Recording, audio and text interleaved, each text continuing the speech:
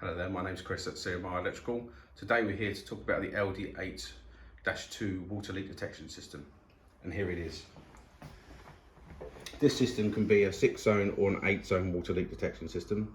It could have common valve control or individual valve control, depending on your application. We're going to start by talking about the detection cable. There's two types of cables. You have the signal cable, which is the white cable, and you have the multicolored cable, which is the detection cable. The detection cable will have a plug and socket either end with an end of line, and the signal cable will just have a plug on it, and you terminate it into the two-way terminal block, and each zone will have a two-way terminal block. The red wire goes to A+, and the black wire goes to B-. Each zone will have a small little red push button above it. This is just to test the system to make sure everything's working correctly. As you can see.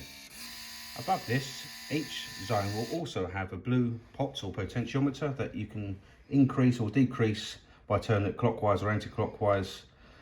And again, each zone will have one of those. If we go to the bottom PCB board here, there's a 3-way terminal block. Live, earth and neutral, 230 volt AC, that's the incoming supply to the panel. And then below that, you'll have the valve control terminals, 3-way terminal blocks. Again, this is set up for common valve control. If your application, you might want individual valve control, obviously you'll have more 3-way terminal blocks, one for each zone. Moving on, is your common alarm bolt-free contact to connect to a BMS system or a PLC, and again for the common fault as well.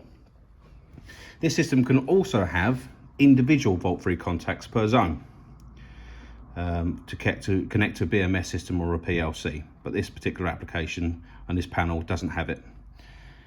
Further up, you can have a text messaging system fitted. That's the terminal block there, and also an SCA, which is a repeat alarm. And also you can have a flash and normal beacon. It'll go to the bottom 3-way terminal block there. Well, what we'll do now is we will put the panel into alarm just to check the valve control working. As you can see, alarms come up on the panel. Just above the 3-way terminal block, you see a little green LED and the valve is closed.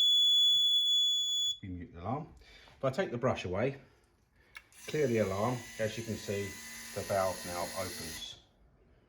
If I put it back into alarm, what we can also do, as you can see the valve shuts and there's a current leak, what you can do is override the water.